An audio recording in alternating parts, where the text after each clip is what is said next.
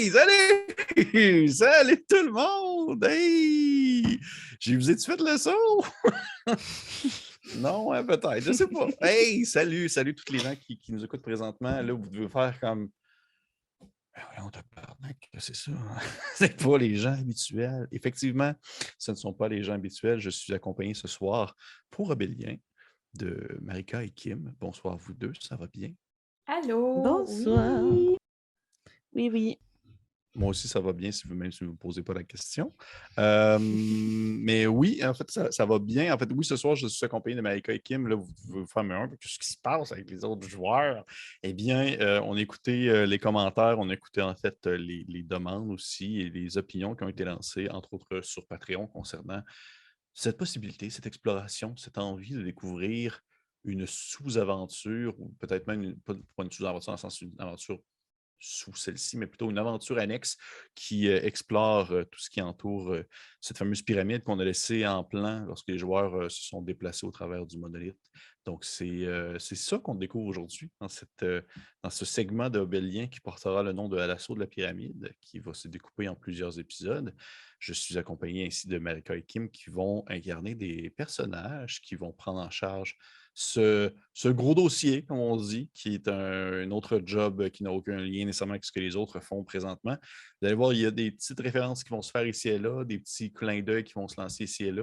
Et on va pouvoir, vous allez pouvoir faire des liens vous-même, vous qui écoutez à la maison cet épisode-ci. Mais avant de commencer, Marika, je pense que tu voudrais nous parler un peu quelque chose de le fun avec la magie, je pense. Ouais, avec beaucoup de magie. Donc, au moment où vous pouvez écouter cet épisode dimanche qui vient, à savoir le 3 juillet, nous allons commencer la mini-campagne de Kids on Brooms, de laquelle vous avez pu, si vous êtes un Patreon, écouter la session 0 avec, entre autres, Pierre-Philippe, Kim et Félix comme joueurs et moi-même en tant que maître de jeu. Donc, vous aurez accès en tant que Patreon au premier épisode de dimanche le 3 juillet. Et ce sera la première année de nos jeunes sorciers, jeunes sorcières. Donc, bien des aventures les attendent au repère Fleuve Vert. Donc, soyez avec nous pour beaucoup de magie. Voilà. Merci, Marika. J'ai très hâte. J'ai très hâte d'incarner un personnage que je ne suis pas habitué. J'ai vraiment voulu sortir de ma zone de confort. Ouais. Qu'est-ce que tu allais dire, Kim? Mais je veux dire qu'il y a une enveloppe à côté de mon écran d'ordinateur qui me nargue parce que Marika nous a envoyé des trucs puis c'est écrit qu'on n'a pas le droit d'ouvrir l'enveloppe avant la première partie qu'on enregistre. Fait que là, elle me regarde de ses yeux, cette enveloppe, et me nargue. Pour encore une semaine, au moins. Ouais, fait que les gens qui nous écoutent, ils vont découvrir ça en même temps que vous, en fait. Effectivement, moi aussi, elle me regarde, elle a même des bras et des jambes, ça commence à être effrayant. C'est bizarre, elle marche. OK, cool. Hey!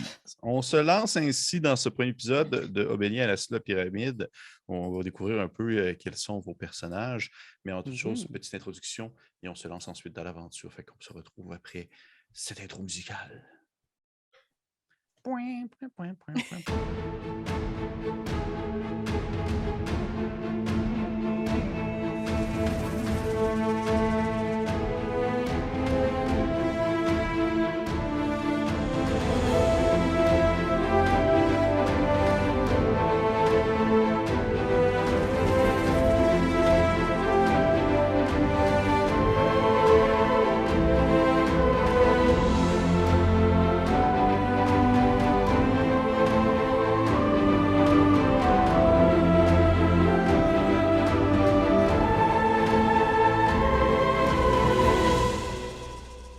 Wow! Mais quelle introduction incroyable!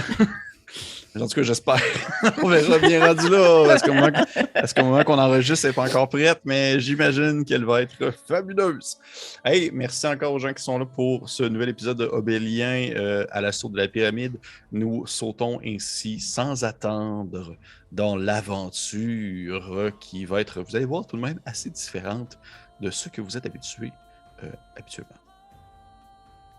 Avant d'entamer officiellement ce pan de l'aventure Obélien, nous tenions à remercier 2 collaborateurs qui ont travaillé pour faire en sorte que cette aventure soit encore plus fantastique. Je commencerai par remercier très chaleureusement Travis Savoie, qui encore une fois a contribué à créer la mélodie que vous avez pu entendre. Merci pour ton doigté fin et juste. Vous pouvez suivre le travail de Travis sur les réseaux sociaux et plus spécifiquement sur sa page YouTube RPG Music Maker. Je finirai en remerciant notre illustrateur qui a su donner vie à nos deux personnages, Makila et Shenta, à savoir Sacha Ravenda. Merci, nous avons été vraiment heureux de voir prendre vie ces deux personnages sous ton crayon. Vous pouvez suivre son travail sur les réseaux sociaux également, sur sa page Facebook, Sacha Ravenda Art Illustration. Encore une fois, un gros merci de toute l'équipe pour votre travail qui rend notre expérience Obélien encore plus merveilleuse. Donc, petite mise en contexte, ça va l'épisode au lendemain du séisme. Nous sommes loin de l'Empire, loin des méandres politiques et des conquêtes par la menace des impériaux, loin du monolithe central d'une couleur ébène qui s'élève dans la capitale. Nous sommes également à des lieux de la faille qui bouillonnent d'activité et de mystère. Nous sommes non plus pas sur l'astre lunaire qui plane dans le ciel, mais bien plutôt dans un de ces seuls lieux de paix et de sérénité cachés de l'œil de l'ennemi. L'Oasis prospère via une politique protectionnisme et de secret. Peu sont les initiés qui connaissent le passage qui permet de traverser jusqu'à la vallée idyllique de l'Oasis. Dirigé par un conseil qui est lui-même mené par l'elfe Nitoleos et le génassi Vael Volatis, le duo a récemment accepté un échange de bons procédés venant d'un groupe récemment arrivé à la faille, une armée contre une pyramide. Dans le but de reprendre un lieu convoité, situé au sud-ouest de l'Oasis, à plusieurs semaines de marche, Nitoleos et Vael Volatis ont accepté de fournir tous les volontaires nécessaires en échange de la destruction d'un fléau qui corrompt le désert et son commerce depuis trop longtemps, la pyramide. Objet de légende, cette grande construction volante, ornementée de sculptures d'une histoire oubliée, balaie de sa tempête néfaste les territoires environnants. On a dit source d'un mal, d'une maladie portant le nom de la gnolification. Les gens en souffrent, deviendraient des créatures aux allures de hyènes marchant sur deux pattes et causant le désespoir autour d'eux. Personne ne connaît l'origine de cette construction ni son réel objectif, mais dans la mer de sable, les raisons ne sont pas importantes, alors que les actions apportent avec eux un réel changement. Depuis détruire la pyramide, tel était l'objectif de ce regroupement d'aventuriers. Malheureusement, ceux-ci ont disparu au moment même que le monolithe central au cœur de l'Oasis, objet de mysticisme, a vibré tel que les fondations même de nombreux bâtiments se sont effritées. Après le tremblement, le regroupement avait disparu, et avec eux la promesse d'une tâche qui doit être accomplie. Mais ont-ils réellement rien laissé derrière? C'est ce que nous allons voir dès maintenant, alors que nous débutons ainsi cette série à l'assaut de la pyramide. Donc, petite mise en contexte, vous pouvez imaginer, c'est drôle parce qu'on dirait que là, on dirait que je présente ça comme si j'en avais jamais parlé, mais au final, c'est comme pas nouveau, là. Si je fais une description comme de l'Oasis, là. Et vous pouvez imaginer un lieu qui est caché au cœur d'une vallée, en fait, entouré par 4 grandes chaînes de montagnes, qui en fait vraiment ici un endroit restreint et caché du regard externe. Un lieu qui est très loin de ce qu'on attendrait, disons, du désert, c'est-à-dire qu'il y a un sol verdoyant, des plaines, même des petits buissons, des petites forêts, à la limite, des petites forêts un peu de style de... Je ne me rappelle pas c'est quoi le nom de ces grands arbres-là, là, qui sont comme... Ils n'ont pas vraiment de branches, juste au top, là, puis ça fait comme un plat, là. Je sais pas si vous savez de quoi je parle, une espèce d'arbre un peu africain presque, là. J'ai juste Baobab dans la tête, mais je pense pas que c'est ça que tu parles. Non, mais c'est dans ces eaux-là, c'est dans ces bassins-là, on va dire ça comme ça. Et ainsi, dans cette espèce de véritable paradis caché, il y a une colline centrale sur laquelle s'élèvent des bâtiments de pierre, des ruines, des bâtiments qui ont été, en fait, qui se côtoient également des maisons plus récentes, ainsi que des vieilles fondations qui sont craquelées datant de vraiment il y a plusieurs centaines d'années. L'Oasis est un lieu on va dire, de sérénité, caché, comme je l'ai mentionné, très protecteur de son secret, de sa manière de pouvoir y pénétrer ainsi que d'y sortir. Mais une fois que vous connaissez ce fameux secret, ce fameux lieu, vous êtes les bienvenus tant que vous acceptez les différentes modalités que vient avec le fait d'habiter à l'Oasis. On pourra y revenir si jamais il y a raison, mais il y a quelques petites choses à prendre en considération. Vous allez voir, on va le découvrir. Et ainsi, au moment où est-ce qu'on commence cette aventure, les joueurs, du moins les personnages, ces espèces d'étrangers qui venaient de l'ouest, qui venaient de très loin à l'ouest, sont venus un peu foutre la pagaille alors qu'ils ont disparu tout bonnement au même moment qu'il y a eu un tremblement de terre. On se retrouve à peut-être quelques jours passé ce tremblement alors que les gens commencent à dire... En fait, on a terminé plutôt de ramasser les résidus de peu importe les cochonneries qui pouvaient rester sur le sol, les différents bâtiments qui ont justement craqué. Il y a même des échoppes de commerce qui se sont effondrées. Il n'y a personne qui a été gravement blessé, par chance, mais ça a quand même été un événement d'une ampleur qui n'était jamais arrivé à l'Oasis depuis que celui-ci existe, du moins depuis les souvenirs de ceux qui peuvent y habiter présentement.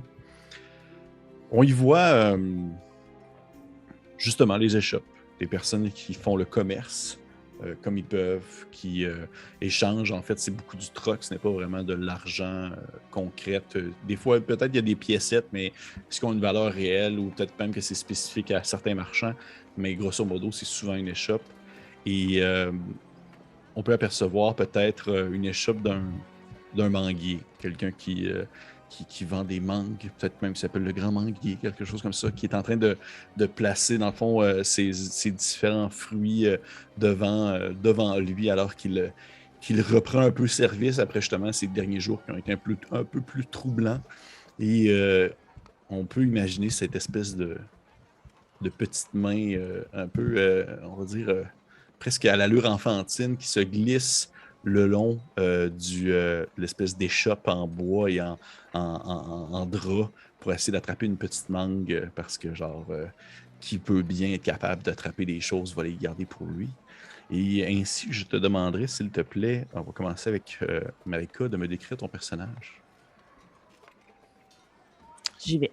Donc, mon personnage, c'est une petite alpheline, justement, d'où la petite main enfantine, d'un certain âge. Donc, elle a la trentaine avancée, mais elle paraît vraiment plus vieille que la trentaine, puisque sa peau a prématurément vieilli parce qu'elle a été exposée au soleil très souvent. Elle est d'ailleurs, elle a la peau assez brûlée par endroits. Elle est petite, évidemment, un corps très athlétique. Et ses cheveux, ce sont de longs dreadlocks qui sont noirs naturellement, mais qui semblent être enduits de glaise, de sable durci, ce qui fait en sorte qu'ils se confondent un peu avec le sable du désert. Elle porte des vêtements tout à propos pour être dans le désert, c'est-à-dire des vêtements amples. Elle a un foulard pour se recouvrir la bouche et elle porte un capuchon qui est orné de 2 oreilles qui ressemblent à celles d'un fennec. Et sinon, ce qui fait en sorte qu'on la remarque beaucoup, c'est vraiment son visage. Elle a des traits très grossiers. Tout est proéminent dans son visage, mis à part ses yeux qui sont assez petits, faits en fente. Et elle a des scarifications un peu partout sur les bras lorsqu'on les voit, même au visage, qui semblent représenter des petites tournades un peu, comme si le sable, quand il se soulève par le vent. Donc, c'est un peu cette forme que prennent ces scarifications. Et propre à elle-même et à son clan, elle est pieds nus sur le sable de l'oasis. Donc, voici Malika. Malika, parfait. Donc, on peut ainsi voir ton personnage qui a attrapé une de ces grosses mangues bien juteuses et que tu es en train de te faufiler au travers de la foule de gens qui commencent déjà à s'agglutiner au centre on va dire vraiment de l'Oasis, l'espèce de place centrale où le commerce bat son plein. Là, et ainsi, tu passes au travers de ces grandes gens parce que définitivement, tu dois être dans les plus petites personnes avec, bien sûr, quelqu'un d'autre qu'on va bientôt apercevoir, qui habite les environs. Il n'y a pas beaucoup d'Alflins dans l'Oasis parce que les Alflins, justement, du moins de ce que vous connaissez, également vous, en tant que propre espèce, sont très tribaux, vont souvent vivre dans des espaces sauvages difficiles, vont souvent vivre dans des endroits qui sont peu accessibles, mais ça arrive de temps en temps que certains trouvent leur chemin au travers des différentes endroits un peu plus peuplés et un peu plus hétéroclites, comme l'Oasis, justement. Et il n'y a aucun jugement, il n'y a personne qui vous regarde, ou du moins comme des créatures étranges. Là. Vous passez bien au travers des autres bestioles bien particulières d'Oasis, on s'entend, il y a des génésies et tout. Donc, tu cours ainsi avec cette grande mangue que tu tiens à 2 mains parce que celle-ci était presque aussi grosse que ta tête. Là. Et tu te déplaces faufilement au travers des gens qui, de temps en temps, vont baisser la tête. Et du fait qu'ils te voient tout le temps en hauteur et que tu es toute petite et qu'ils ont comme justement une vue par le haut, ils ont peut-être des fois l'impression qu'ils voient justement une espèce de chien ou quelque chose passer rapidement, là, comme un fennec, justement. Parce que t'es dessus, t'as ta grosse cape, t'as ton capuchon remonté avec les deux oreilles, puis ils font juste comme, voyons, qu'est-ce que c'est ça, tu sais? Voyons, hein? Puis là, tu te faufiles ainsi, tu passes à travers des jambes, tu passes à travers une espèce de, en dessous d'une autre échoppe, puis là, t'entends quelqu'un au loin qui commence à crier, genre, ben, tabarnouche, il me manque une mangue. Il y a comme quelqu'un qui. Le gars, il est compté probablement chaque matin, puis là, il en manque une. Définitivement, il lui en manque une. Et ainsi, tu fais ton petit bout jusqu'au rebord d'un grand bâtiment qui est aussi proche de la place centrale, une espèce de grand bâtiment rouge qui accueille souvent les personnes qui viennent de l'extérieur. Et au recoin de celui-ci, on aperçoit plusieurs autres échoppes qui servent à d'autres choses que de la vente de nourriture ou des choses comme ça. Ça semble être un peu plus de la vente spécialisée. Et sur une des échoppes, il y a un grand perroquet qui te regarde avec un air un peu coquin alors que celui-ci descend ta direction pour finalement se transformer. Et ici, je vais te demander, Kim, de décrire ton personnage. Oui, donc se transformant en halfling, vous voyez Shenta, sœur, je dirais jumelle, mais en fait dernière d'une fratrie, d'une gang de triplets. Donc, elle a exactement les mêmes traits que sa sœur. La peau tout aussi brunie par le soleil, les traits du visage tout aussi grossiers. Elle aussi a la carrure très athlétique. La différence physique la plus marquante, dans le fond, c'est vraiment au niveau du regard, là, alors que et là, j'ai entendu que le nom de ma sœur était Malika, mais moi, j'avais pris en note Makila. Fait que, on verra. Non, c'est Makila. Je me suis trompée dans mon propre nom, alors. C'est bon. Fait que Makila a les yeux noisettes, alors que Shenta a les yeux d'un bleu rappelant le ciel éternel sans nuages, se reflétant dans l'eau d'une oasis, là. Donc, elle a vraiment un regard qui est j'allais dire envoûtant, mais plus omnubilant, où on a l'impression de voir le ciel et la mer à la fois quand on la regarde. La scarification est aussi présente sur le corps de Shenta. Ça ressemble vraiment à du pointillisme, vraiment donc des petits traits. Ça s'étend sur tout son dos, créant le motif d'une collerette de cobra. Ça se prolonge le long de ses bras, ça dessine comme symboliquement les ailes d'un aigle. Puis ça monte jusque dans son cou et sa nuque. Puis ça longe sa mâchoire, puis ça rappelle l'encolure d'un vautour, donc son collet de plume. Donc, au visage, Shanta porte aussi un anneau fait d'un ossement près sa lèvre inférieure. Et tout comme sa sœur, elle a de longs dreadlocks noirs. Elle, pour sa part, a les cheveux rasés sur le côté et tresse ses dreadlocks, dans le fond, pour faire un gros mohawk sur le côté qui va jusqu'à descendre jusqu'à la moitié de son dos au minimum. Comme vêtement, elle porte une simple, en bon français, un harem jumpsuit. Donc, des pantalons très larges, vêtements très très larges, qui laissent voir vraiment sa scarification sur ses bras, son dos et son cou. Et lorsqu'elle voyage avec sa sœur, elle traîne toujours avec elle un espèce de grand drap qu'elle tourne autour d'elle et de ses épaules, de sa tête et de son visage, un peu à l'image des hommes bleus du désert. Donc, c'est La petite halfling, à l'apparence très tribale, qui se pose juste à côté de Makila. Bien, parce que autant que vous êtes des sœurs jumelles, vous êtes facilement différenciables l'une de l'autre vu vos accoutrements et vos scarifications. Ça en demeure que c'est pas trop mêlant. Parfait. Fait que vous t'atterrez à côté de Makila et ainsi vous partagez ensemble ce gigantesque fruit que tu as été volé au marché, Makila, chose qui est quand même dans les habitudes. Souvent, il est dit dans le désert, pas à l'Oasis, bien sûr, mais souvent il est dit dans le désert que le vol, c'est seulement un emprunt pour la survie. Mais au final, c'est ça. C'est pas vraiment grave tant qu'il n'y a personne qui en souffre sur le long terme. Ce qui est le cas du gars avec la mangue. Tu as toujours volé des mangues, puis le gars a toujours eu des mangues. Il a tout le temps eu des mangues. Fait qu'au final, il n'y a personne qui est vraiment perdant là-dedans. J'ai fait 1+1. C'est ça, exactement. Exactement. Et vous vivez votre quotidien à l'Oasis et je serais curieux, en fait, d'en savoir un peu plus. Comment est-ce que vous voyez ça au jour le jour? Comment est-ce que vos occupations du moment, peut-être même, ou peut-être même des derniers temps, s'il y a des nouvelles choses qui se sont passées, je serais un peu curieux d'avoir votre opinion, votre impression là-dessus concernant vos personnages, parce que on peut quasiment le voir. C'est quasiment une journée typique dans votre vie de sœur jumelle. Tu y allais, Shanta? Je dirais que notre quotidien est surtout peuplé, sans dire de magouilles, de combines, du moins pour... on n'est pas des marchands. On est plus dans l'économie souterraine, on va dire ça comme ça. Par contre, on est habituellement pas juste deux. Donc, on est, je disais tantôt, des triplettes.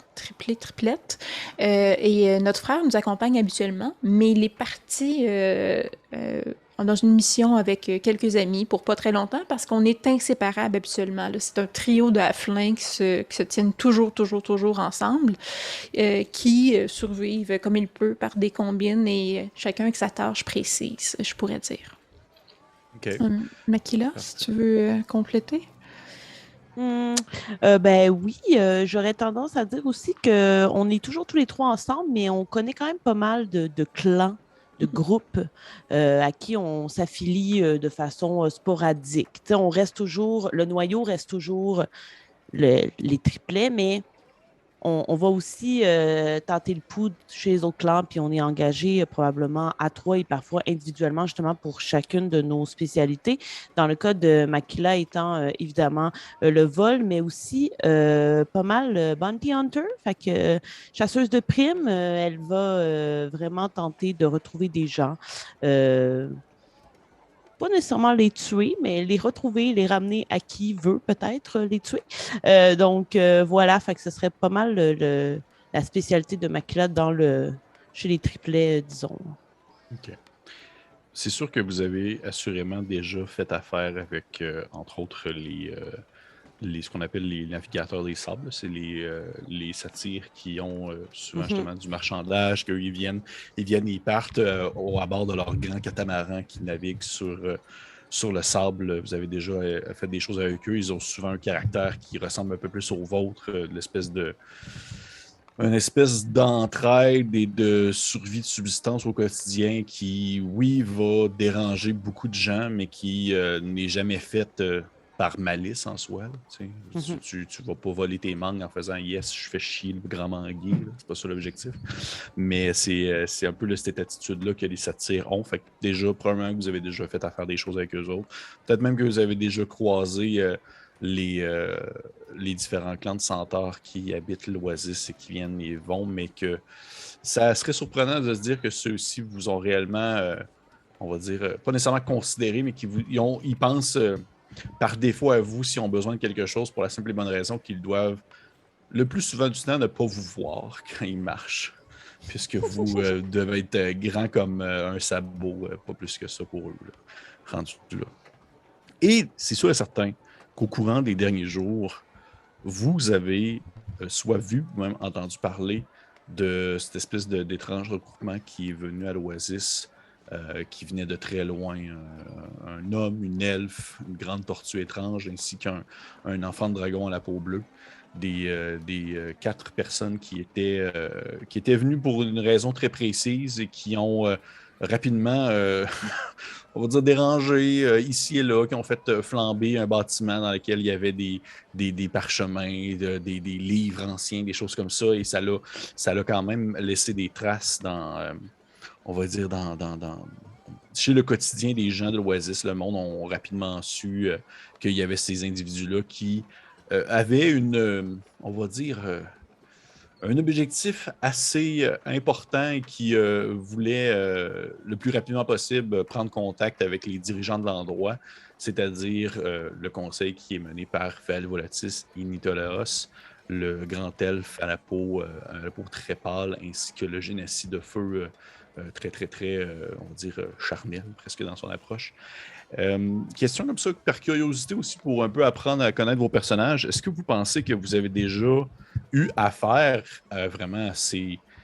je parle pas du regroupement qui est passé par l'Oasis, mais plutôt les dirigeants. Vraiment, je parle les grandes têtes pensantes, que ce soit Vel Volatis, Nicolas, ou même à la limite cet elfe qui se nomme Lia, et qui est en quelque sorte leur espèce d'officière militaire. Je pense pas. Je pense que Shanta se tient plutôt loin de la politique, là, et plus dans un aspect plus spirituel, là, mais toute la hiérarchie de pouvoir officielle, formelle, euh, je pense que ça l'intéresse guère. Fait elle a pas eu de temps à faire, elle est pas particulièrement importante à l'Oasis, puis elle a pas eu affaire avec eux, puis elle a pas d'intérêt particulier non plus à aller les voir, là, fait que c'est ça, elle est plus proche des différents clans puis du monde de terrain que des hautes sphères de l'Oasis. Okay. Okay. De ton côté, Makila? Moi, j'aurais tendance à dire le contraire. Pour moi, peut-être pas que j'ai eu affaire officiellement à eux, dans le sens où j'ai pas eu un rendez-vous ou quelque chose comme ça, mais j'imagine que mon nom est peut-être venu à leurs oreilles ou bien j'ai peut-être déjà pourchassé quelqu'un qui était près du pouvoir. Tu sais, j'ai l'impression qu'ils ont déjà entendu parler de moi ou que je les ai déjà croisés, mais qu'il fallait justement pas qu'ils me voient ou quelque chose comme ça. Fait que je dirais plus que c'est par en dessous, mettons. OK.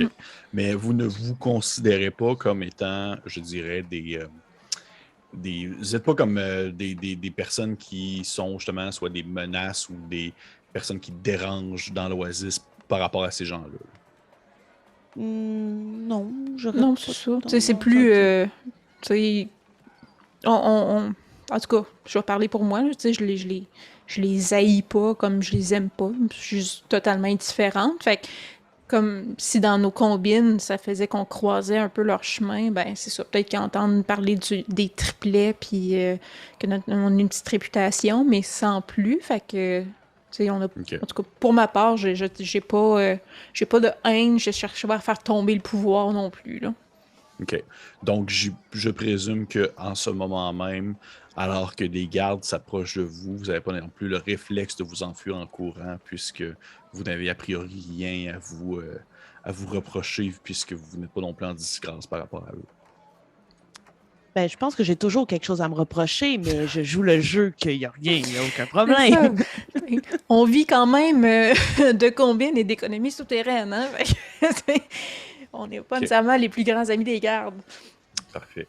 Parce que oui, effectivement, alors que vous êtes en train de dévorer encore cette mangue qui pourrait vous servir de repas pendant 8 jours à vous deux, vous apercevez ces espèces d'individus armés, des hommes et des femmes qui ont de l'air en provenance surtout des génocides. Souvent, c'est des génocides qui ont on va dire, des positions de force dans la société, dans l'Oasis, qui s'approchent de vous. Ils ont de l'air un peu de n'importe qui. Là. Ça n'a pas l'air d'être des hauts gradés ou peu importe.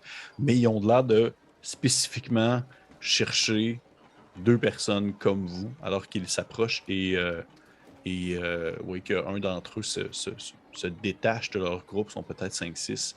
Un homme à la peau brune avec des cheveux qui ressemblent presque un peu à du gravier, qui lui tombe un peu sur le côté de la tête. Et il vous regarde et il dit Euh, vous deux, vous êtes des Les alphilines, n'est-ce pas?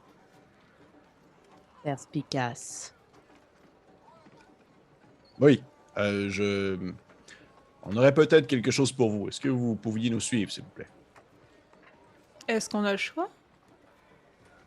Eh bien, vous avez toujours le choix. Mais il y a des récompenses et souvent une possibilité d'avoir... je ne sais pas si vous désirez un trésor précis ou peu importe, mais ça ne sera pas ingrat. Moi,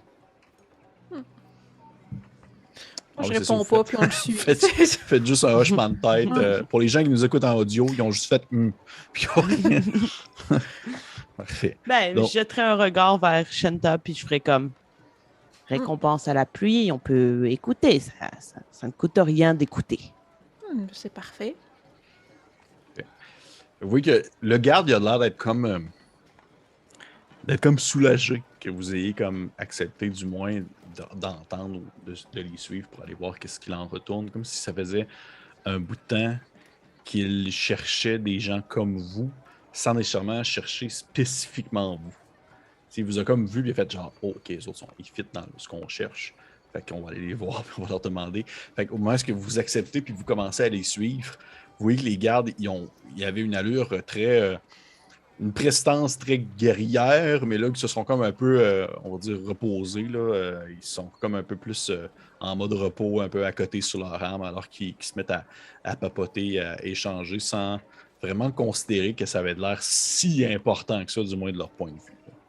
Ils sont combien au juste de garde? 6, environ 6. Ouais, tu peux toutes les prendre si tu veux. C'est les clenches. Les gorges, tac-tac, là, on se transforme en ours, ça finit là. Parfait. Fait que vous les suivez. Vous voyez que ceux-ci, en fait, vous demandent, alors que vous marchez, le garde, celui qui vous a apostrophé en premier, il demande poliment, il fait est-ce que je pourrais savoir plutôt vos noms, s'il vous plaît? Commencez. Comment?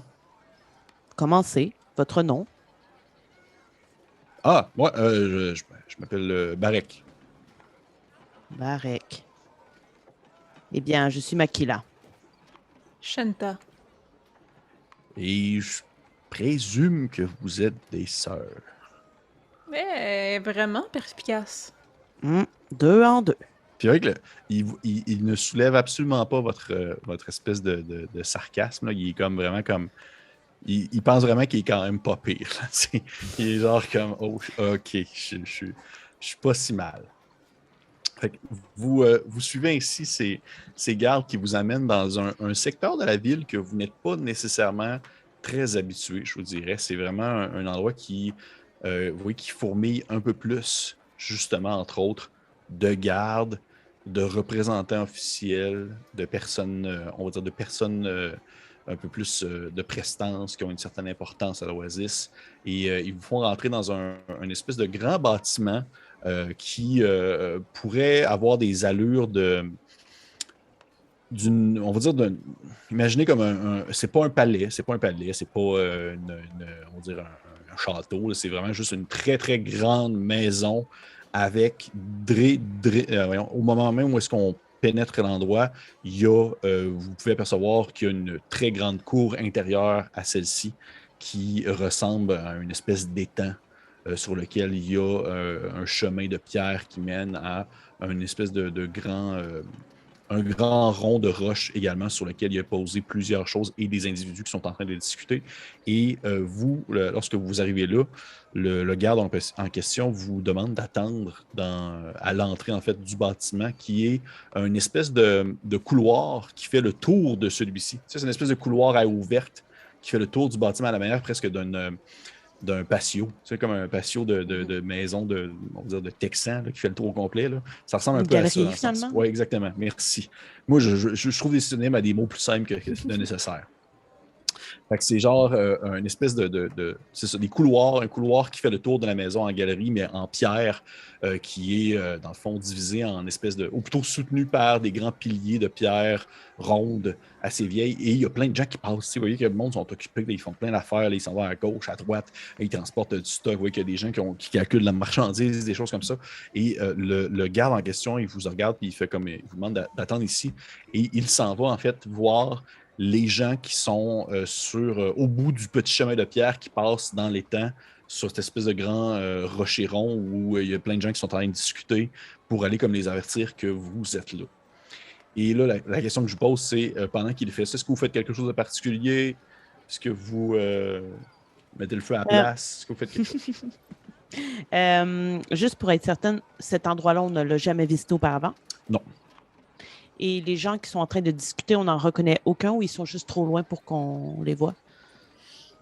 Je te dirais que dans le lot, tu reconnais... Non, tu reconnais Val Volatis parce qu'il est reconnaissable parmi 1000. OK. Donc, je vais dire à Shanta... en fait, on peut parler télépathiquement grâce à notre race. Oui! Que je lui parlerai juste dans sa tête. Pour les gens qui se demandent qu'est-ce qu'elles sont, ils sont des Ghost Halflings. C'est-à-dire les Halflings qui discutent télépathiquement. C'est bizarre de même. Oui, mais ça prend tout son sens. Là. Donc, on est des triplets. Donc, je lui dis, bon, eh bien, cette fois, je pense qu'on a dit oui trop rapidement. Tu crois qu'ils savent où est notre frère? C'est possible, mais je me dis toujours que si moi, je ne connais pas l'information, personne ne connaît l'information. Tu leur fais confiance? Je ne suis pas certaine. Attendons de voir ce qu'ils vont nous dire. Est-ce que tu penses pouvoir t'approcher? Je discuter. Je crois que ce serait considéré comme grossier. D'accord. Donc, vous attendez officiellement. Oui. Ouais. Parfait. Oui, qu'au bout de peut-être quelques minutes, le garde revient et en fait, sans nécessairement vous prendre par la main, il vous fait signe d'approcher, il fait venez, s'il vous plaît. On y va. Parfait. Vous suivez le garde qui vous amène justement dans cette cour intérieure. Vous prenez l'espèce de petit chemin de pierre qui surplombe vraiment le grand bassin d'eau. Et dans ce bassin, je dirais que pour vous, les deux sont absolument pas cachés. Là, vous apercevez ce que vous preniez peut-être au début comme justement des rochers immobiles qui dépassent ici et là de la surface de l'eau. Vous voyez que c'est des espèces de grands lézards, des espèces d'alligators qui flottent tranquillement en vous regardant d'un œil jaunâtre et de temps en temps en clignant les yeux afin de focusser sur les nouvelles personnes qui viennent d'arriver dans ces lieux. Et alors que vous arrivez au bout du chemin de pierre à cette espèce de grand rond de roche où vous voyez finalement, bien sûr, Val Volatis, comme je l'ai dit, que vous reconnaissez, qui est vêtu de ses vêtements les plus flamboyants rouges, laissant encore une fois montrer tous ses deltoïdes et tous ses muscles d'individu qui est naturellement musclé, mais qui ne s'entraîne pas nécessairement plus que ça. Et il est autour d'une table accompagné d'un elfe que là, vous devez peut-être reconnaître comme étant Nitolaos, mais que c'est tout le temps le plus, je dirais, le profil bas des deux, fait qu'il n'a jamais vraiment été comme très marquant pour autant, une espèce d'elfe autant presque malade, mais qui a un regard super, super focusé sur la tâche, ouais, qui est comme devant un paquet de notes, il est en train de prendre il est en train de prendre justement certaines notes sur des éléments précis que vous ne pourriez pas réellement comprendre si vous ne prenez pas le temps de le lire comme du monde, la paperasse. Et avec eux, il y a un autre individu qui, celui-ci, est debout. Il n'est pas assis autour de la table comme les deux. Il est debout, mais il est à côté, en fait, sur l'espèce de grande table ronde. Il est à côté un peu à la manière, je dirais pas exaspéré, mais un peu découragé, alors que vous voyez un grand enfant de dragon à la peau bleue qui est vêtu vraiment à l'allure d'un aventurier avec un grand arc dans son dos. et que celui-ci est en train de discuter avec Nitolos et Valvolatis. Et au moment où vous approchez, leur discussion cesse et l'enfant dragon se relève ainsi et croise ses bras devant sa poitrine, un peu à la défensive. Et vous voyez que le garde, il fait oui, alors, comme je vous ai dit, je vous présente Makila et Chanta. Ce sont deux sœurs Alflin que nous avons trouvées dans un secteur plus commercial de l'Oasis. Et vous voyez, Val Volatis, il y a une espèce de réflexe un peu à genre comme oh, come on! Il est genre comme il est en train de s'étendre un peu vers l'arrière, puis il laisse tomber des feuilles sur sa table tout en étant un peu découragé. Mais Nitolaos se penche par-dessus cette espèce par-dessus justement son siège. Il vous regarde avec son air super profond, puis il vous fixe du regard, puis il dit eh bien, vous êtes minuscule. On a le droit à notre lot de personnes perspicaces, hein, aujourd'hui, ma sœur? Oui. Ah, c'est fou, des gens ont des yeux. J'avais jamais vu ça. Et vous êtes aussi impertinente. Est-ce que vous... venez-vous de l'Oasis ou vous venez de l'extérieur? Je ne vous connais pas personnellement. Est-ce que ça change quelque chose? En fait, c'est pour apprendre un peu à mieux vous connaître et savoir aussi votre expertise si vous vous retrouvez à l'extérieur de notre enceinte. Est-ce qu'on peut savoir pourquoi nous sommes ici en premier lieu? C'est vrai que Nicolas se lève la tête un peu, il regarde vers Volatis qui a l'air d'être juste comme tu gères ça me tente pas. Tu sais, il est vraiment. Et ce gars-là, c'est un prince, puis il le sait, là, ça ne tente pas jamais. Là. Puis Nitalos, il se tourne ensuite vers l'espèce de grand enfant de dragon bleu qui demeure silencieux, puis il vous regarde, puis il fait en fait, je vais être très franc avec vous. Ce n'était pas.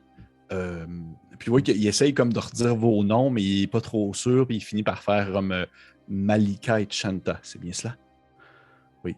Ce n'était pas spécifiquement vous que nous cherchions plutôt que des alflins. Et puisque vous concordez à cette description, eh bien, nous considérons que vous pouvez potentiellement faire en fait le travail que nous souhaitons vous offrir si c'est le genre de choses qui pourrait vous intéresser. Votre espèce n'est pas nécessairement la plus populeuse présentement dans l'Oasis, mais nous connaissons en fait votre expertise habituelle des lieux plus sauvages. Et présentement, nous aurions besoin de représentants de votre trempe afin de pouvoir accomplir un travail précis, mais c'est seulement si vous êtes disponible, puisque, comme je vous dis, je ne vous connais pas, ce n'était pas nécessairement spécifiquement vous que je voulais, que je cherchais, donc si vous n'êtes pas intéressé, peu importe si vous êtes déjà sur un travail ou peu importe, nous comprendrions très bien, c'est que nous gardons une certaine information, ou plutôt certaines informations un peu plus précieuses que nous allons dévoiler seulement si un type de travail pourrait vous intéresser, bien sûr. Pour répondre à votre question, nous venons en fait de l'infinité des airs, donc cette dune qui dort.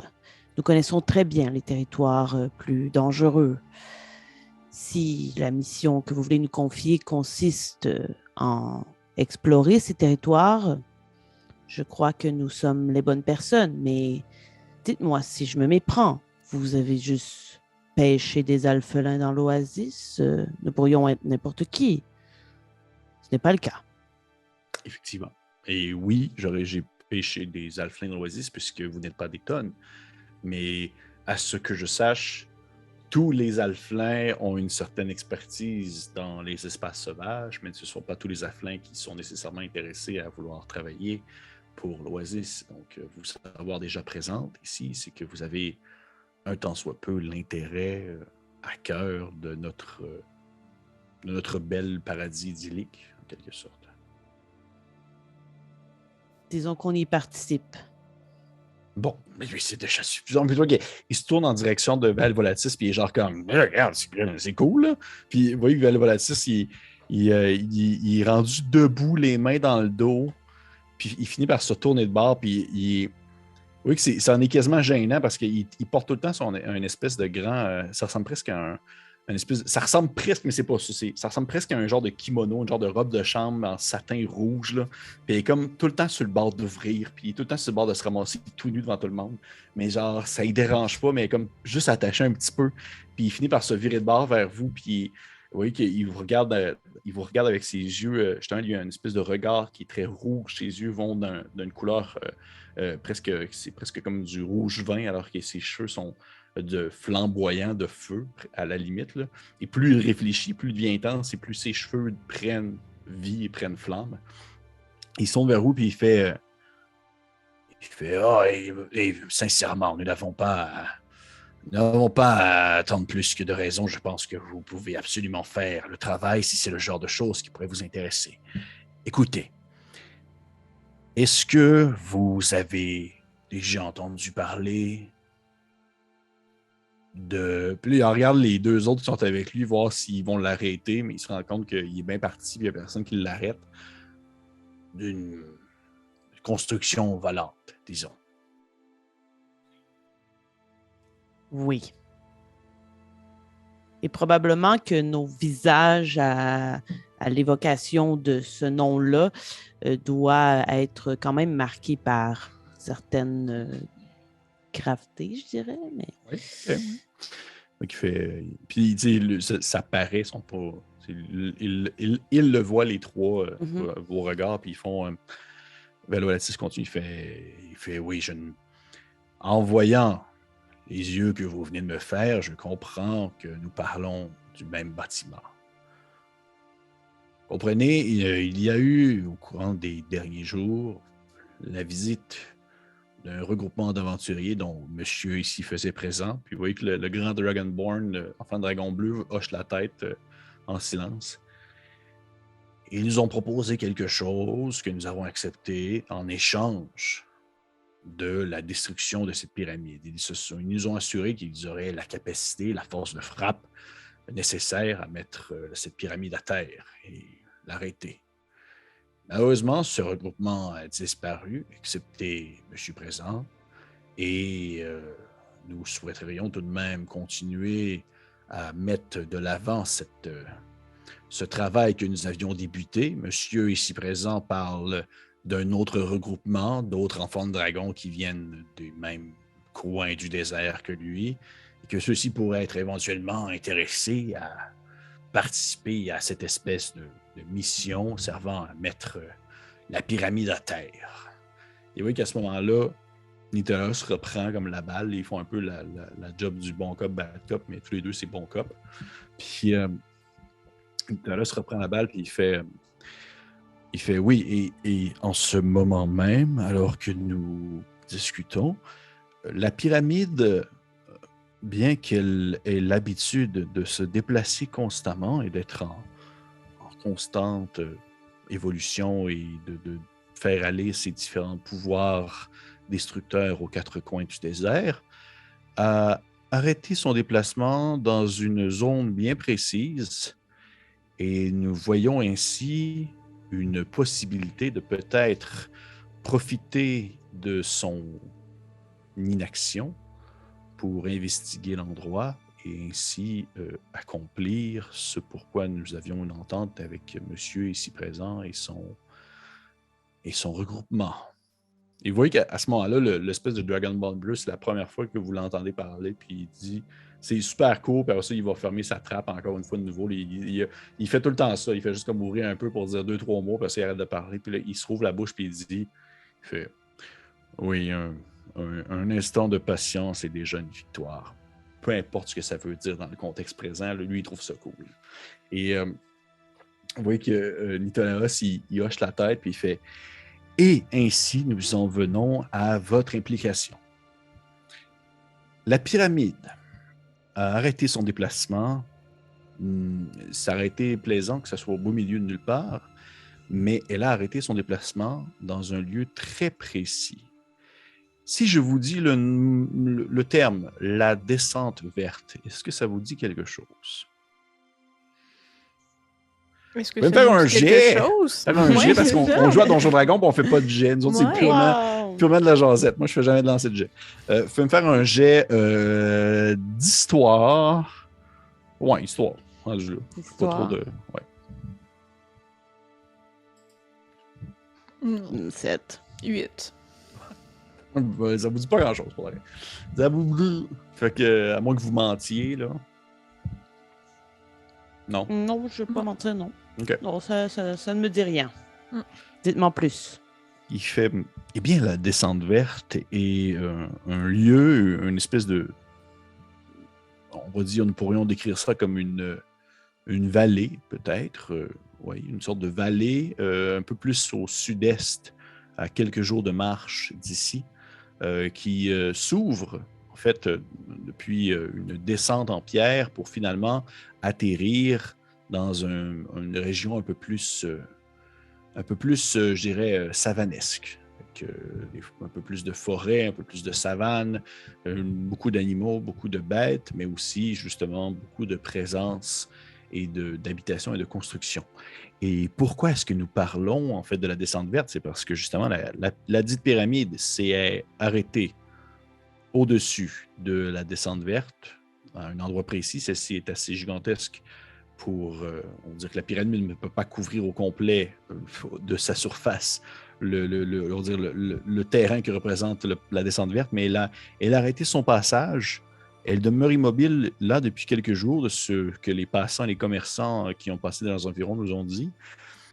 Et ainsi, oui, la descente verte possède de nombreuses capacités, de nombreuses possibilités. Des bêtes y vivent, des animaux y vivent, et des créatures. Mais si oui, et c'est pourquoi nous voulons faire affaire avec vous, c'est que parmi, on va dire, la force en place, la plus présente, ce sont des Alflins. C'est une tribu Alflin qui habite à l'entrée de la descente verte. Et ceux-ci ne sont pas du tout très agréables, si je pourrais dire. Donc, c'est pourquoi nous vous contactons, c'est parce que nous souhaitons limiter, disons, les dommages collatéraux que pourrait causer une rencontre avec ce regroupement. Et ce que nous aimerions, ce serait que vous puissiez vous rendre à la descente verte et tenter de communiquer avec vous. Monsieur ici vous accompagnera avec le grand Dragonborn, il hoche la tête encore en silence. Et ainsi, ce serait de créer un premier contact afin de pouvoir avoir l'autorisation de traverser la descente verte jusqu'à la pyramide, sans nécessairement causer le plus de dommages ou de dégâts nécessaires. Nous ne voulons pas entamer un combat armé contre une tribu Alflin, vous comprendrez. Mm-hmm. Fidèle à moi-même, je dois tout de même vous demander qu'est-ce que vous allez offrir en échange à ces alphelins pour le droit de passage. Eh bien, nous sommes tout de même assez ouverts. Si ceux-ci souhaitent avoir le droit de commercer dans l'Oasis, ce serait absolument faisable. L'occasion est assez... la situation est assez importante pour que nous puissions offrir ce genre de compromis. Comme vous le savez, ce n'est pas tout le monde qui a le droit de venir ici. Les secrets sont bien gardés, mais nous voulons que ça reste ainsi. Sauf que je crois que c'est nécessaire de nous ouvrir à d'autres afin de créer un peu de balance dans la diplomatie et l'échange que nous pouvons faire avec cette tribu. Et maintenant que nous parlons de récompense, qu'est-ce que ma sœur et moi y gagnons? Eh bien, c'est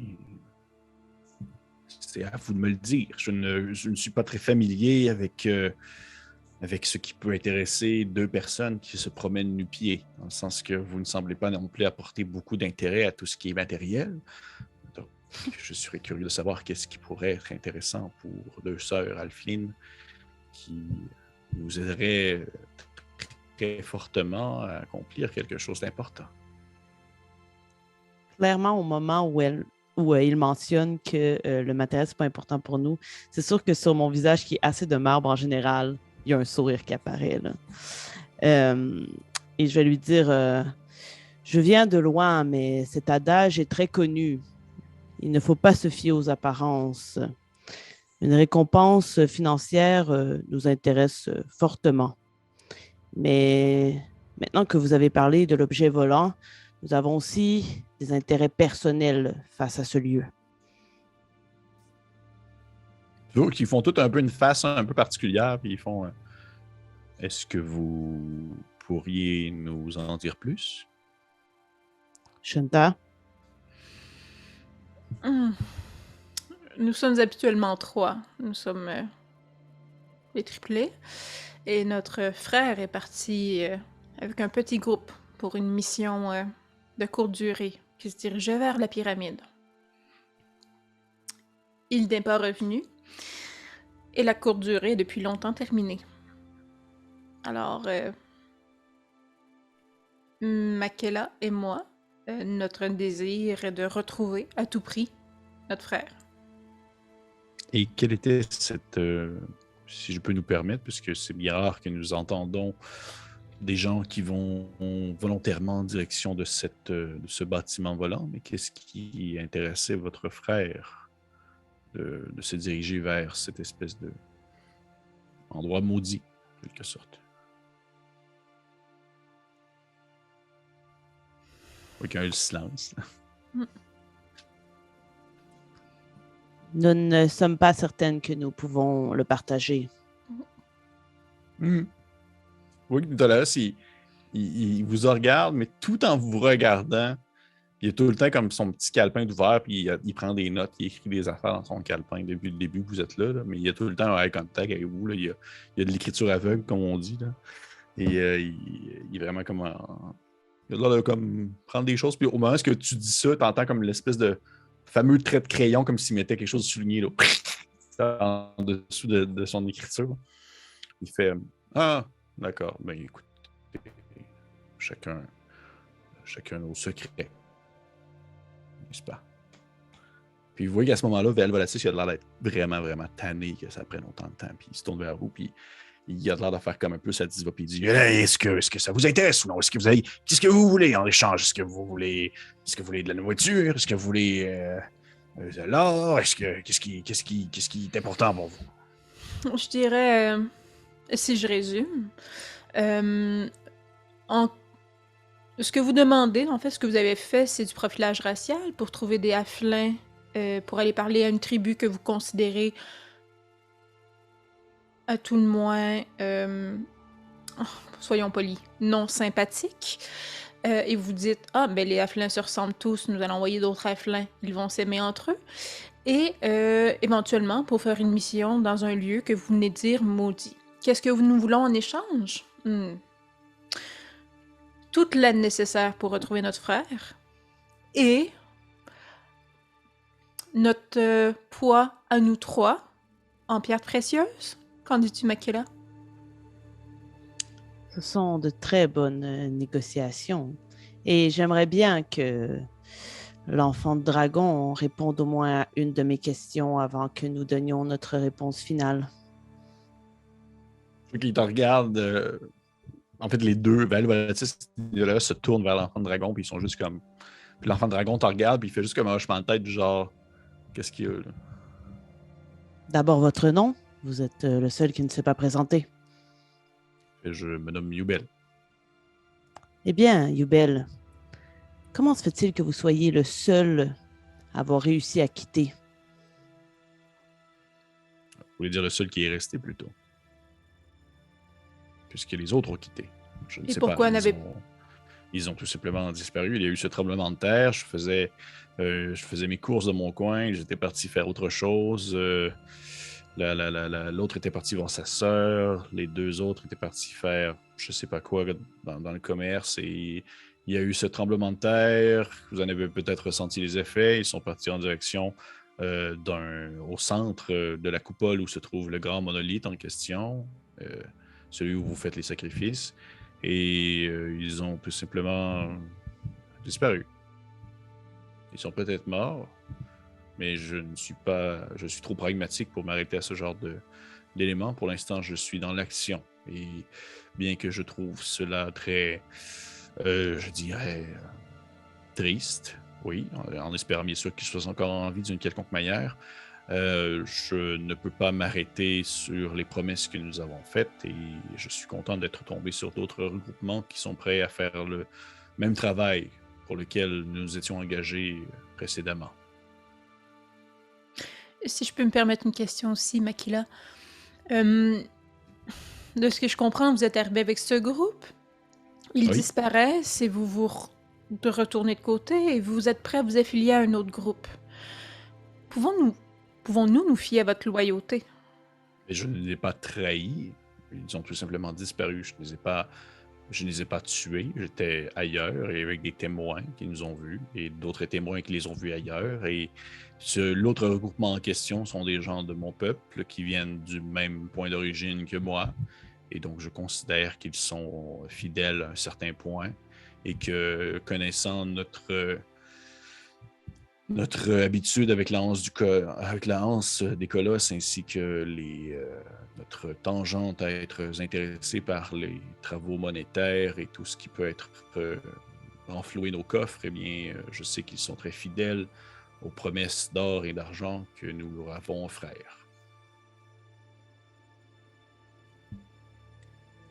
Vous avez répondu à toutes mes questions, Yubel. Je vais quand même le scruter du regard. J'aimerais faire un petit jet de inside pour voir si je semble... J'aimerais savoir s'il avait l'air de me mentir. Oui, bien sûr. Tu peux me faire un petit jet d'insight. Je vais sortir ses stats du niveau 14. Non, c'est pas vrai. 24. Il avait pas de l'air de... Il te ment pas. Il te ment pas. Il n'a pas de l'air il avait pas de l'air de comme inventer quelque chose sur le fly. Il avait pas de l'air de complètement...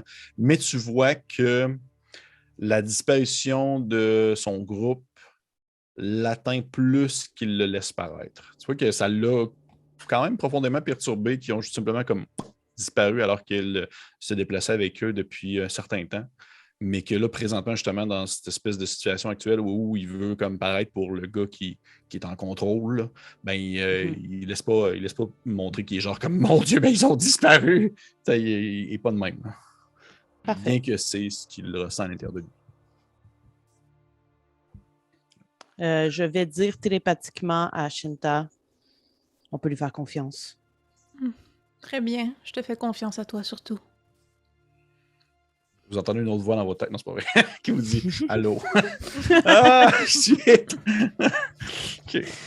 Donc, je veux dire, il est non nécessaire de poursuivre cette conversation. Notre réponse est oui. Nous accompagnerons Yubel et nous tenterons de convaincre les Alphelins de la descente verte de nous laisser passer, de semer un chemin jusqu'à la pyramide. Vous voyez que Velvolatis, il tape dans ses mains comme s'il venait comme de gagner le gros lot. Puis Nutalos, il continue à prendre des notes. Puis il fait bien, oui, absolument. Et d'ailleurs, pour assurer, pour du moins renforcer cet échange mutuel, eh bien oui, sans problème, vous aurez votre poids de votre trio en or, en espérant que votre troisième frère est bel et bien un alflin et non un troll. Ce serait un peu dommage, mais sinon, parfait. Donc, à ce moment, c'est bon pour vous assurer, nous, ce que nous voulons, c'est que vous ayez l'accès à la pyramide, du moins l'accès à la descente verte, mais que vous veniez ensuite nous le faire savoir afin que nous puissions envoyer le regroupement avec Yubel en direction de la pyramide, vous comprenez? Mm-hmm. Nous avons bien compris. Parfait. Je suis sûr que vous ne partiez pas ici puisque vous avez vos intérêts personnels que nous ne connaissons pas, que vous n'avez pas l'intention de tout simplement vous enfuir en direction de la pyramide et de nous laisser en plan sans vraiment savoir qu'est-ce qui se passe. Est-ce que c'était votre objectif?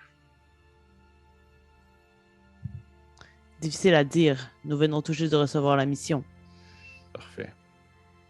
Je vois qu'il se tourne en direction de Yubel, puis il fait « Est-ce que vous êtes à l'aise pour la suite des choses? » Puis Yubel vous regarde, encore une fois avec son air de monsieur badass, qui est moins badass pour de vrai. Il fait oui, je m'en occupe. Fait que vous voyez qu'à ce moment-là, Nitola se lève, Velvolatis aussi. Les deux, ils font « Eh bien, c'est conclu. C'est conclu. Nous avons ici notre entente. Est-ce que vous êtes capable de signer vos noms ou je peux le faire pour vous? Avant de signer mon nom, car nous ne sommes pas quand même illettrés, j'aurais une dernière demande. Puis là, juste un peu parce que ça m'amuse. Je pointerais le garde qui nous a amenés jusqu'ici, qui nous a découvert au marché. Je dis, ce garde, je crois que c'est le plus intelligent de votre troupe. Vous devriez lui donner une promotion en amont de notre campagne. Il fait... Lui, il est là-bas avec les cheveux en gravier. Oui. Et il semble très futé. Vous devriez lui confier plus de plans. Oh, parfait. Vous voyez qu'il prend des notes encore. Là. Puis Val Volatis, il a comme les yeux un peu plissés de genre, mais non, lui, il est calme. C'est bien bizarre qu'ils nous disent ça. Mais ils ont pas l'air de comme vraiment comme soulever ça.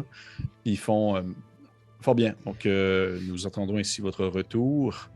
Et bien sûr, acquiescer aux demandes de la troupe Alflin afin de limiter, en fait, le besoin de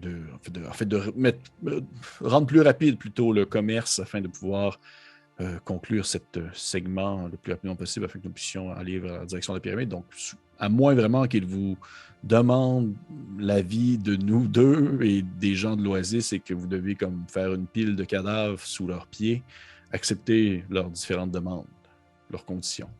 C'est noté, Makila. 1 ou 2 cadavres va suffire. Le compte est fait. Puis, au final, ça se pourrait que ce soit ça parce que, vous le savez, vous habitez l'Oasis. L'Oasis, il y a des sacrifices qui se font, des sacrifices on va dire, d'être, mais comme la conscience des gens est sacrifiée pour le monolithe à tous les X temps lorsque celui-ci le demande.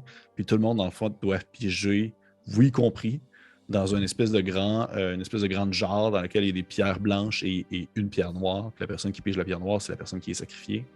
Fait que c'est pas quelque chose qui est comme tant oh non, des gens qui se font tuer. Fait que si vous dites, exemple, s'ils demandent oui, 2 cadavres, ben ça va être 2 cadavres, puis ils vont être bien corrects avec ça.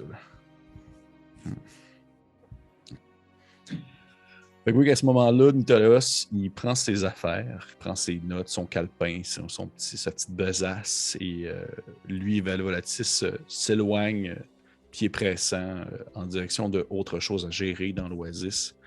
Et Yubel vous regarde, toujours les bras croisés, puis il fait je présume que vous êtes que vous avez déjà tout votre équipement sur vous présentement. Tout à fait. On ne part jamais sans. Parfait. Donc, je présume également que vous êtes prêt à partir maintenant. Shenta? Oui, tout à fait. Parfait. Bien, allons-y.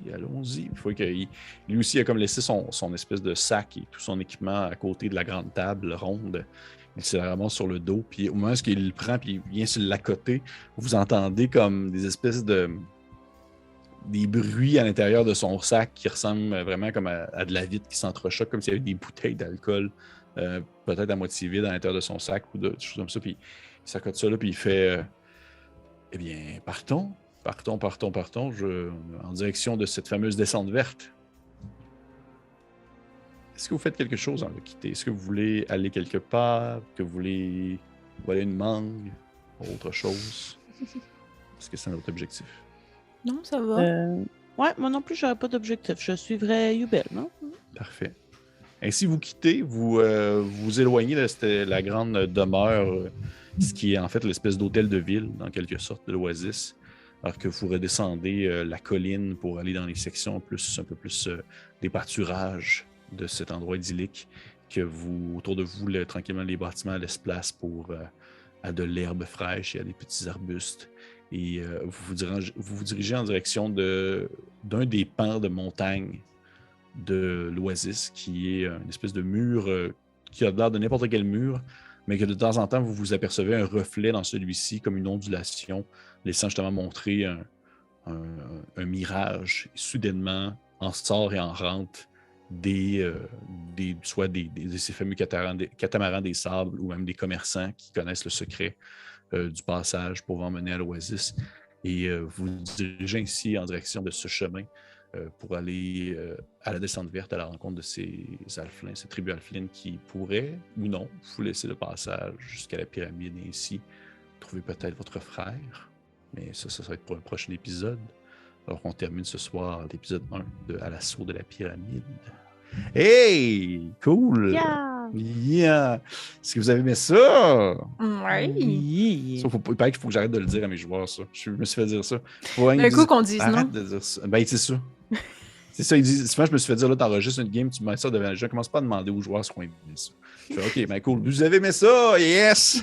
Mais par contre, ce que je peux dire, c'est est-ce que les gens à la maison aiment ça? Yay! Hey, merci Kim et Marika de vous lancer ainsi dans cette campagne de À l'assaut de la pyramide afin de ramasser les estis pots cassés de l'autre équipe qui ont comme laissé faire leur affaire, qui ont laissé tomber quelque chose qu'ils devaient faire. Vous allez le faire à leur place, ce que je pense qu'il va très bien se faire. Merci à vous de participer. On va voir comment est-ce que ça va évoluer dans les prochaines parties. Bien sûr, les gens qui nous écoutent, merci encore d'être présents pour cet épisode. Je vous conseille fortement de liker, partager, commenter. Faites vos hypothèses. Si vous avez des interrogations concernant les personnages de nos deux joueurs, si vous avez des questionnements concernant la suite des choses, si vous êtes content de retrouver Yubel ou au contraire, vous dites « Ah, pas encore lui ». Bref, on se retrouve pour un prochain épisode de Obélien. Au revoir.